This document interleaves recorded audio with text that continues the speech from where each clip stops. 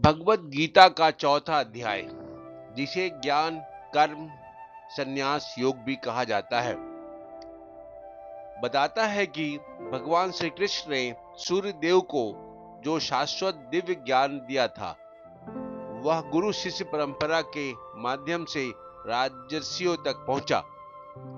यह अध्याय ज्ञान के महत्व पर जोर देता है। यह समझाता है कि ज्ञान ही सबसे पवित्र है और यह कैसे सांसारिक विकारों से मुक्ति दिलाता है।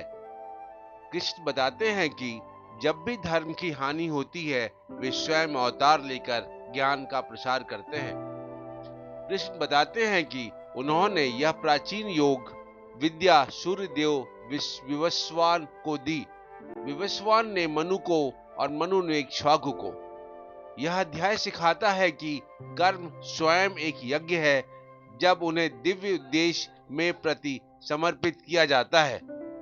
जब व्यक्ति ईश्वर चेतना में लीन होकर सभी चीजों को ईश्वर के रूप में देखता है, तो उसके सभी कार्य स्वयं ब्रह्म बन जाते हैं। ज्ञान को सबसे पवित्र और शक्तिशाली बताया गया है, जो मनुष्य को सभी पापों और विकारों से मुक्त करता है।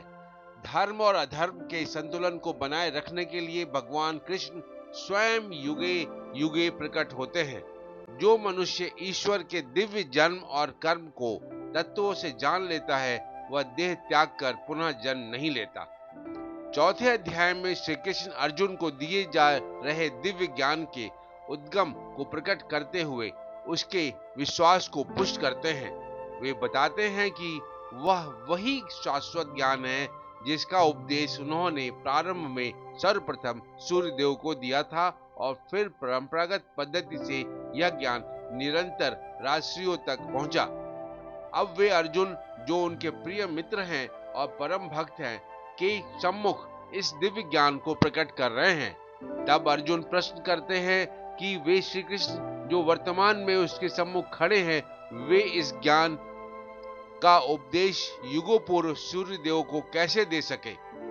इसके प्रत्युत्तर में श्री कृष्ण अपने अवतारों का रहस्य प्रकट करते हैं।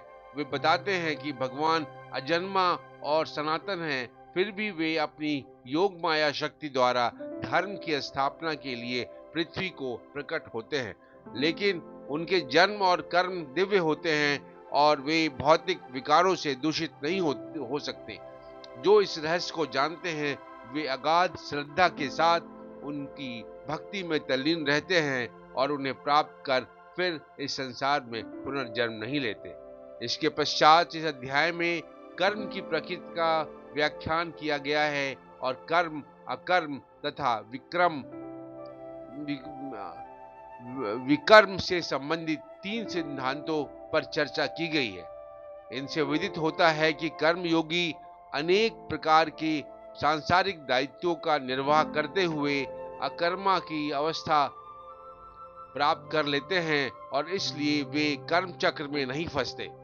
इसी ज्ञान के कारण प्राचीन काल में ऋषि मुनि सफलता और असफलता, सुख दुख से प्रभावित हुए बिना केवल भगवान के सुख के लिए कर्म करते थे। यज्ञ कई प्रकार के होते हैं और इनमें से कई यज्ञों का उल्लेख किया गया है। अब यज्ञ पूर्ण समर्पण की भावना से संपन्न किए जाते हैं, तब इनके अवशेष अमृत के समान बन जाते हैं। ऐसे अमृत का पान करने से साधक के भीतर की अशुद्धता समाप्त हो जाती है। इसलिए यज्ञों का अनुष्ठान पूर्ण निष्ठा और ज्ञान के साथ करना चाहिए। ज्ञान रूपी नौका की सहायता से महापापी भी संसार रूपी कष्टों के सागर को सरलता से पार कर लेता है। ऐसी दिव्य ज्ञान वास्तविक आध्यात्मिक गुरु से प्राप्त करना चाहिए, जो परम सत्य को जान चुका हो। श्री कृष्ण गुरु के रूप में अर्जुन से कहते हैं कि ज्ञान की खंग से अपने हृदय में उत्पन्न हुए संदेहों को काट दो और उठो और युद्ध लड़ने के अपने कर्तव्य को पालन करो।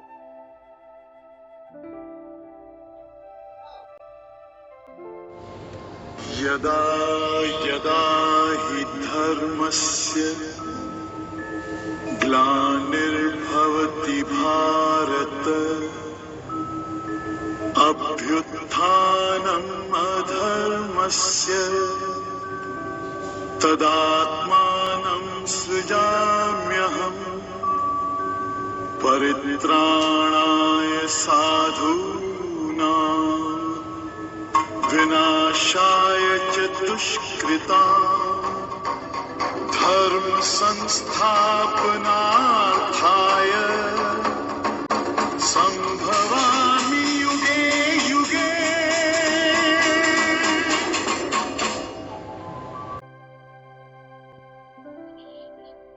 श्री भगवान वाच इमं विवस्वते योगं प्रोक्तवान् हम वयम् विवस्वान् मन्वे प्राह मनोरिक्ष्वाकवे अब्रवीत्।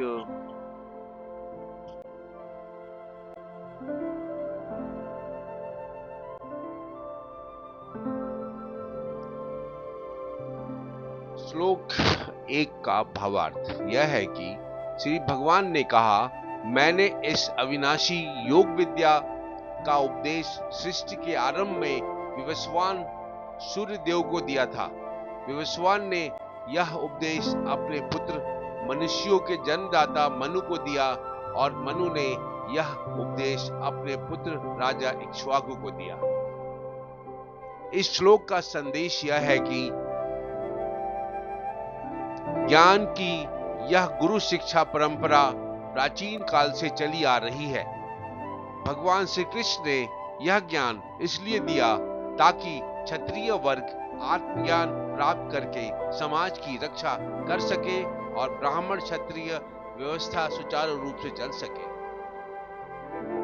इस श्लोक का विस्तार पूर्वक कहा गया है कि कर्मयोग जिसका उपाय है, ऐसा जो यह संन्यास रहित सहित ज्ञान निष्ठा रूप योग पूर्व के 2 अध्यायों में दूसरे और तीसरे में कहा गया है, जिसमें कि वेद का प्रवृत्त धर्म रूप और निवृत्त धर्म रूप दोनों प्रकार का संपूर्ण तात्पर्य आ जाता है।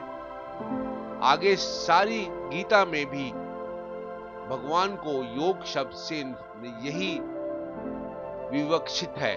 इसलिए वेद के अर्थ को परिसमाप्त यानी पूर्ण रूप से आ गया समझकर भगवान वंश परंपरा कथन से उसकी स्तुति करते हैं। श्री भगवान बोले, जगत प्रतिपालक क्षत्रियों में बल स्थापना करने के लिए मैंने उक्त 2 अध्यायों में कहे हुए इस योग को पहले सृष्टि के आदि काल में सूर्य से कहा था, क्योंकि उस योग बल से युक्त हुए क्षत्रिय ब्रह्मत्व की रक्षा करने में समर्थ होते हैं और ब्राह्मण और क्षत्रियों का पालन ठीक तरह से हो जाने पर ये दोनों सब जगत का पालन अनायास कर सकते हैं।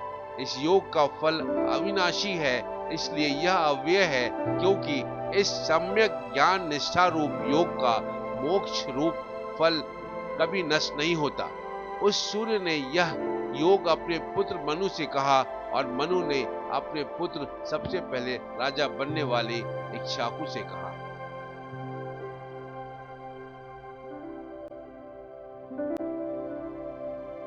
एवं परंपरा प्राप्तिं राजर्षयो विदुहा सकालीने महता योगा नष्टः परन्तप।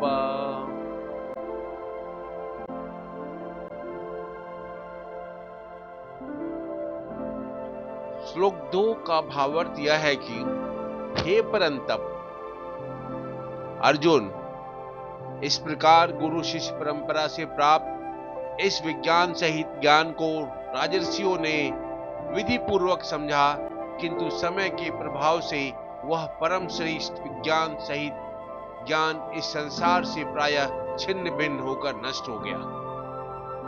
यह श्लोक बताता है कि यह ज्ञान भगवान ने पहले सूर्यदेव को दिया था और सूर्यदेव ने उसे मनु को और मनु ने इक्ष्वाकु को दिया था।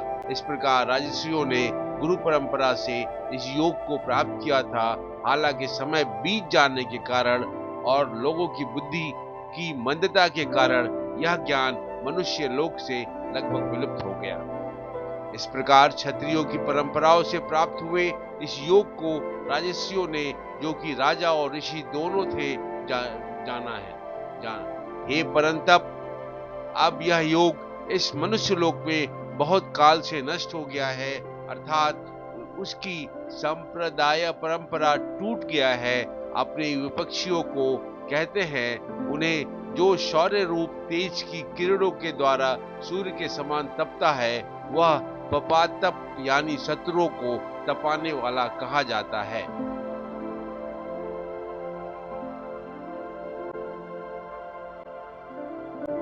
स एवाय मयाति अदेये योगः प्रोक्तः पुरातनः भक्तोऽसि मे सखा चति रहस्यं हयेतदुत्तरमम्।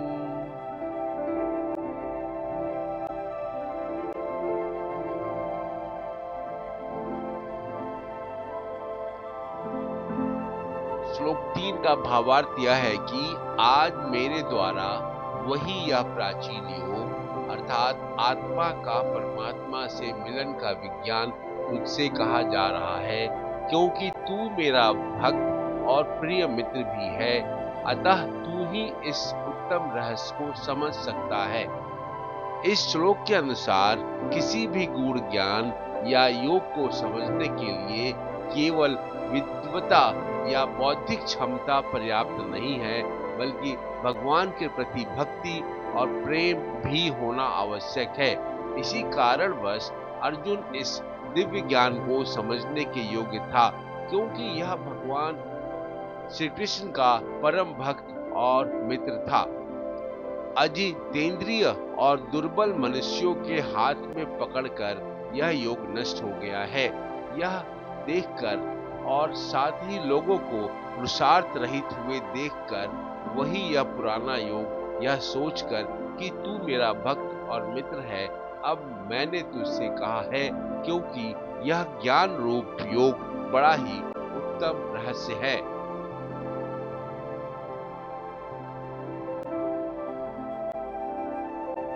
अर्जुन उवाच उपरम बहुतो जन्म परम जन्म विवस्वतः कद्मे तद् विजानीयाम त्वमादो प्रोक्तवान् इति।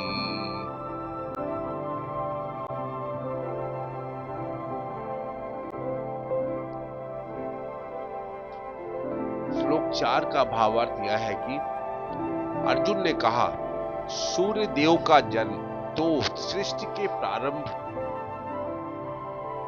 में हुआ है और आपका जन्म तो अब हुआ है, तो फिर मैं कैसे समझूं कि सृष्टि के आरंभ में आपने ही इस योग का उपदेश दिया था। अर्जुन श्री कृष्ण के दावों में असंगति देखकर यह प्रश्न करते हैं।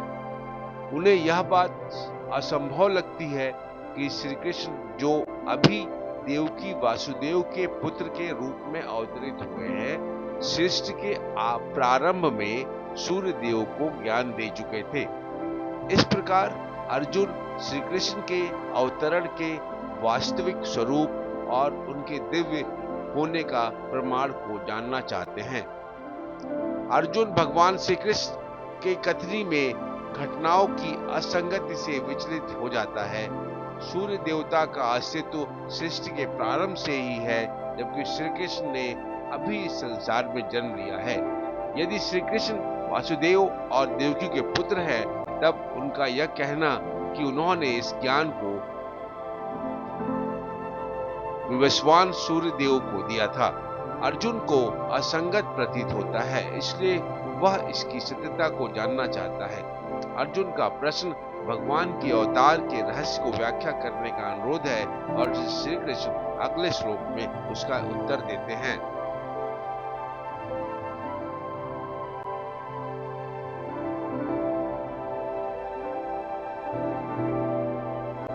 इस प्रकार श्रीमद् भगवत गीता के अध्याय 4 के श्लोक 1 से 4 तक विस्तार पूर्वक वर्णन समाप्त हुआ। आगे के अंकों में अन्य श्लोकों का विस्तार पूर्वक वर्णन प्रस्तुत किया जाएगा। सभी गीता प्रेमियों से निवेदन है कि इस अंक का लाइक कर दें एवं यदि चैनल के लिए नए हो तो सब्सक्राइब करना न भूलें।